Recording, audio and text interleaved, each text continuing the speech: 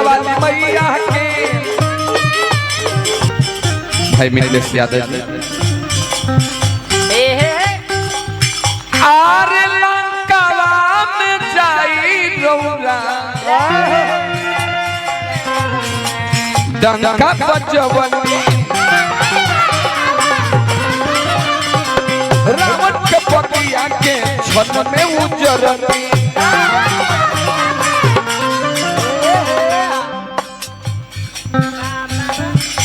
कि अरे अंजनी लाला नावा के करे सुमिरनवा दर्शनवा देना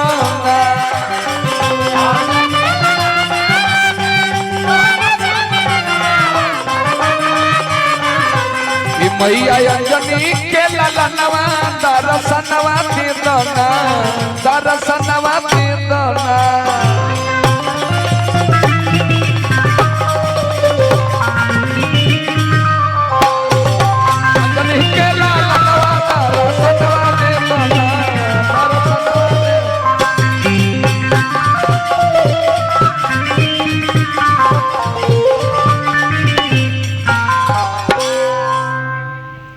लाखों लाख रुपया के पुरस्कार हमरा सुमरन वंदना समापन कहनी जा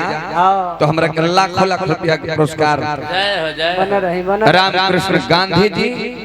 हमरा के पुरस्कार दिहनी है लाखों लाख रुपया के पुरस्कार बार बार प्रणाम बा निमन आशीर्वाद के चाहना बा तो कही देवे के भाबा कि दुर्गा मैया के एक बार तक का हाथ उठा के दुर्गा माई के नाम पर एक जयकारी लगाओ हाथ उठा के अपन अपन हाथ उठा के दुर्गा माई का हाँ ऊपर ऊपर पर हाथ दोनों हाथ उठा के सिलेंडर बोलल जाला कि माई हमारा दरबार में आई बनी हमरा लगे कुछ ना सिलेंडर बोलते रौ रौ प्रेम से बोली दुर्गा जी महारानी की तो यही में साज बाजत रही अरे सब जहां बने जब ताली से खाली सेवा करत रहो कहे के भाव का कि शेरा वाली मैया के ताली ताली ताली ताली ताली ताली ए ताली बाजत है ताली ताली ताली ताली भैया कि शेरा वाली मैया के जयकार यार तनी बोल के देखो ताली बाजत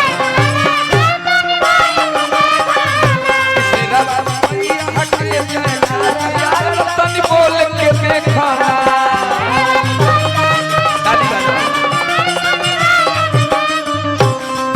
अरे बोल के देखा ना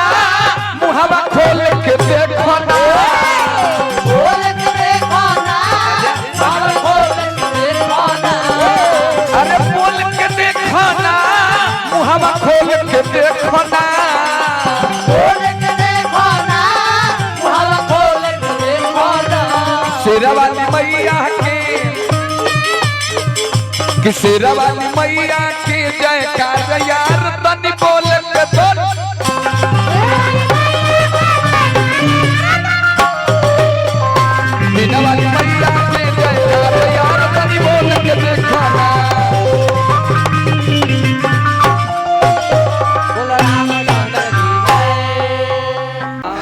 ई गावे लगले नाचे लगले संतोष भाई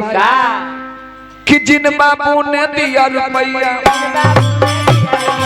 उनका खैर मनाऊंगी आखिर कैसे मनाओगी लोग कहले के भाई बेसवा के पैसा दे में फायदा बता रही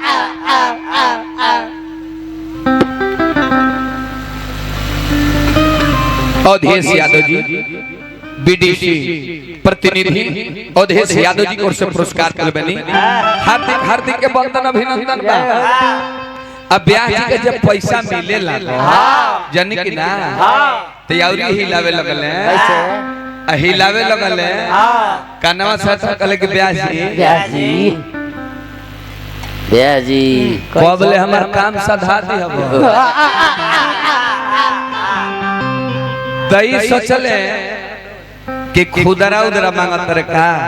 बोले कि अच्छा रुक जाई रुक जाए तलवा गिर जाई थी हाँ पड़े दी कहले कि रात भर तक गिरई जो करबा जगइबे करबा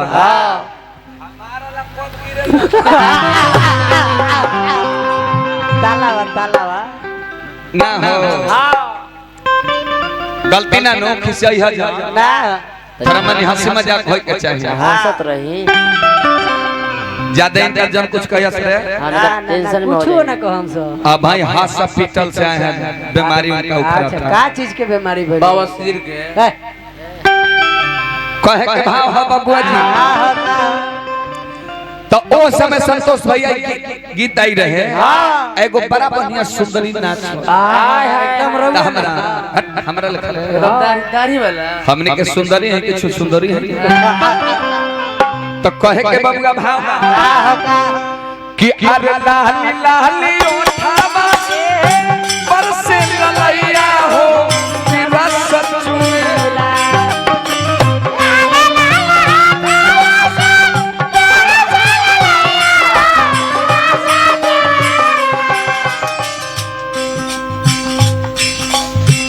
बोला बोला और ये करम में पोटियो कटी संतोष भाई कैसे कैसे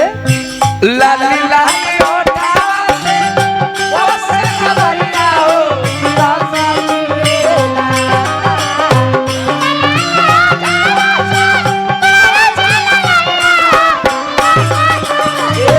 हो की रस चूमे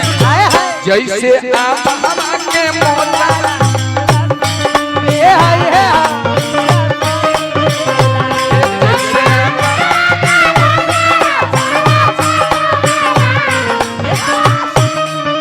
अरे ये कहे के बा नहीं लय रहल है आगे तो खड़े रह महिला आगे तो खड़े रह तो भयंकर परी के बहिन लेखा लागती है लय जौन होला पात्र होला होला अभी मैं राखे के का चीज हो हमरा रुआ पर निर्भय कोई हां जी अंजनी ललनवा के कोन सुमिरनवा दर्शनवा देतो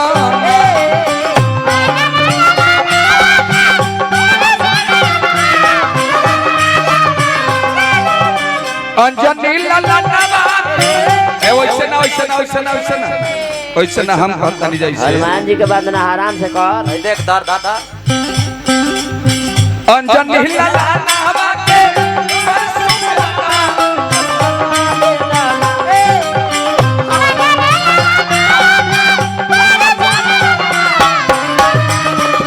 दर्शनवा देतो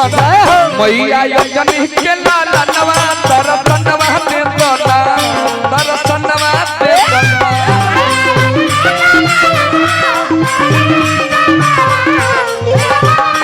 भैया अपनी के ललनवा दर्शनवा देतो दर्शनवा देतो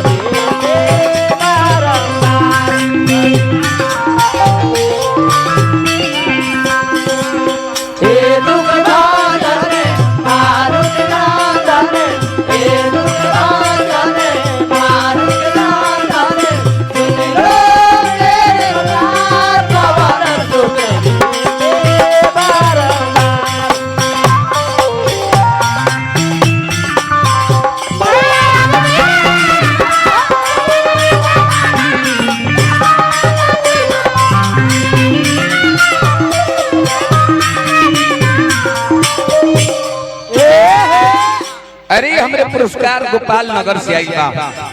सुभाष राय जी कोटदार हमरा के 1 रुपया पुरस्कार देने हार्दिक वंदन अभिनंदन अष्ट सिद्धि नव निधि के दाता असवरती हलिहा जनकी जी माता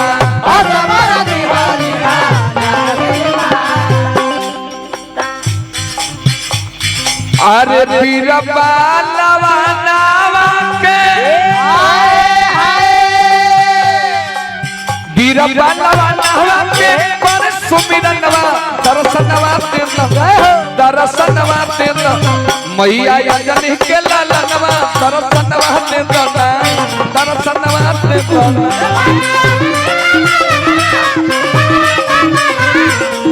ए मैया अंजनी के लालनवा दर्शनवा तेंदा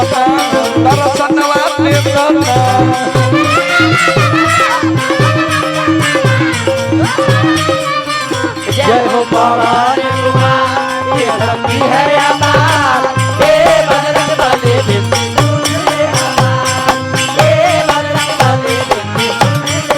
सुन ले हमार बंदे सुन ले हमार सुन ले हमार बंदे सुन ले हमार जय हो भवानी कुमार ये शक्ति है अपार